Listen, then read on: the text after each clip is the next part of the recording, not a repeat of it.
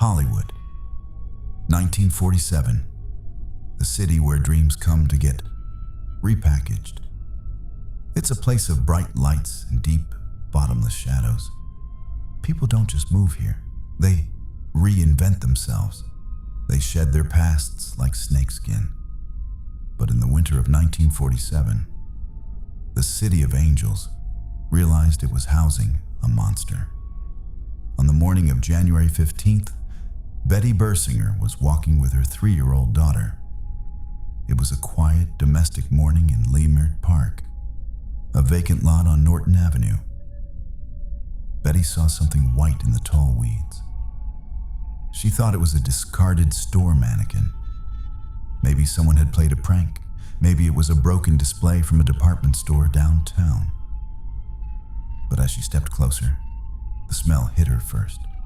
Not the smell of rot, the smell of cleanliness.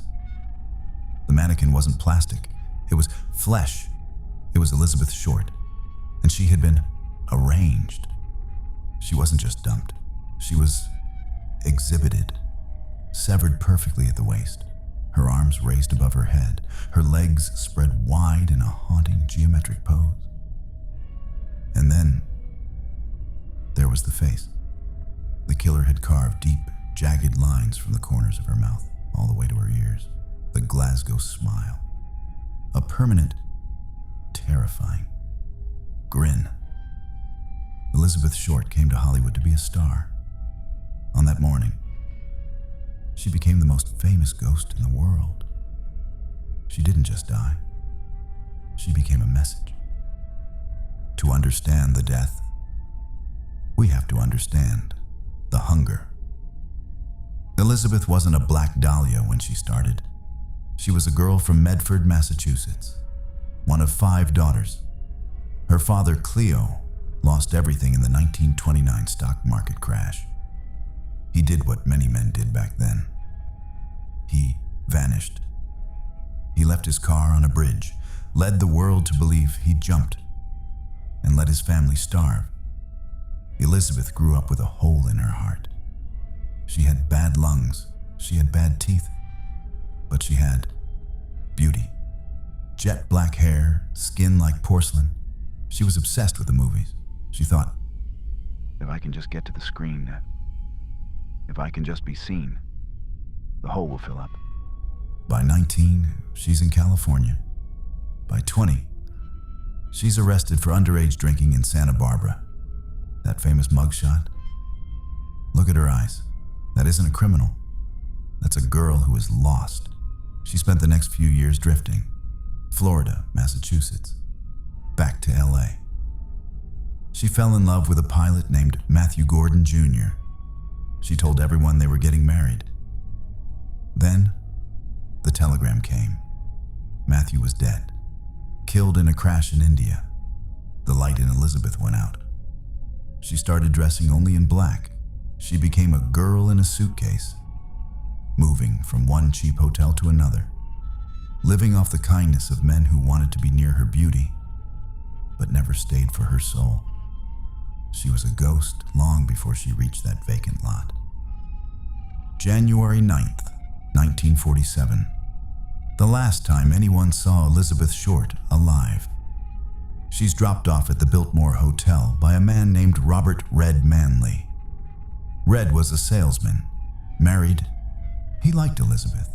He pitied her. He watched her walk into the lobby. She told him she was meeting her sister. Fact: Elizabeth didn't have a sister in Los Angeles. She sat in the lobby for a while, watched the clock. Then, she walked out the glass doors, into the night, into the fog, and she vanished. For 6 days, there was a void. 6 days where the most recognizable girl in Hollywood disappears from the face of the earth. Think about that. 6 days. Where was she? In a basement? In a hotel room? Was she being prepared?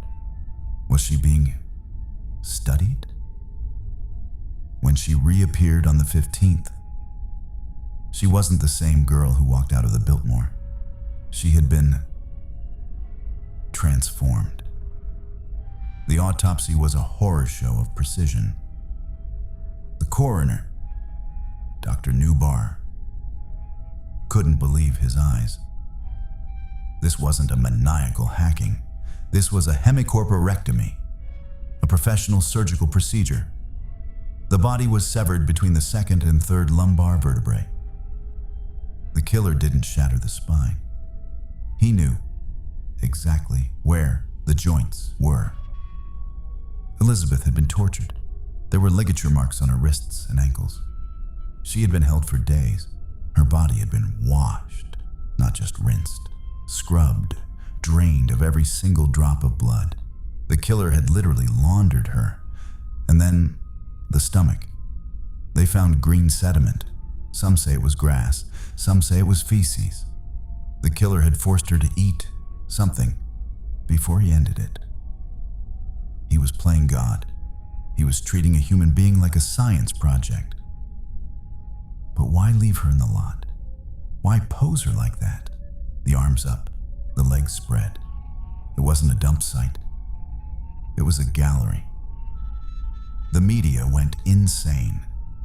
The Los Angeles Examiner and the Times fought over the body like vultures. They were the ones who named her the Black Dahlia. They were the ones who called her mother and told her Elizabeth had won a beauty contest just to get information before telling her the truth. Your daughter is dead, and she's in 2 pieces. But the killer was the biggest fan of the headlines. On January 21st, a package arrived at the Examiner. It smelled of gasoline. Inside, Elizabeth's birth certificate, her social security card, her photos, and her address book. The killer had washed every item in gasoline to remove his prints. He was organized. He was mocking them. The letters started coming. Cut-out magazine text. Here is Dahlia's belongings. Letter to follow. I have changed my mind. You would not have found me anyway. Signed, The Dahlia Avenger. the police had 500 confessors. People who wanted the fame. People who were so broken they wanted to be the monster. But none of them knew the secret details. None of them knew about the surgery. Except for one man. Enter Dr. George Hodel. If you were looking for a movie villain, you couldn't write someone better. Hodel was a genius. IQ of 186. A skilled surgeon who specialized in discreet procedures for Hollywood's elite. He was a dark soul. He ran a clinic for venereal diseases, and he was deep into the surrealist art scene. He was friends with Man Ray. Man Ray, the artist who obsessed over the female form. Look at Man Ray's photograph, the Minotaur. Look at the way the body is positioned. Look at the bisection of light and shadow. It is a mirror image of how Elizabeth Short was left in that lot. Hodel's son, Steve Hodel, would later find a secret locket. Inside, 2 photos of a woman who looked exactly like Elizabeth. Dark hair, eyes closed. Was she dead in the photo? Or was she waiting? The LAPD bugged Hodel's house. They heard things that should have sent him to the gas chamber. They heard a woman screaming. They heard the sound of heavy objects being dragged. And they heard Hodel say, Supposing I did kill the Black Dahlia. They couldn't prove it now. They can't talk to my secretary anymore because she's dead. so why wasn't he arrested? Corruption. Hodel knew too many secrets. He had the dirt on the judges, the police chiefs, the stars. In Hollywood, the truth isn't what happened. The truth is what you can pay to hide. We still don't know where she was for those 6 days. Some believe she was at the Sodin house. Hodel's bizarre Mayan-style mansion. Imagine the horror. Being held in a house that looks like a temple. Listening to the parties upstairs while a doctor prepares his masterpiece in the basement. The green sediment in her stomach suggests she was alive. She was being fed. She was being kept. The killer didn't just want to kill her. He wanted to own her. He wanted to turn her into something that would last forever. And he succeeded. Elizabeth Short wanted to be a star. She wanted her name in lights. She wanted to be remembered in the most horrific way possible. She got her wish. She's more famous now than she ever would have been as an actress. Her case remains unsolved. But is it?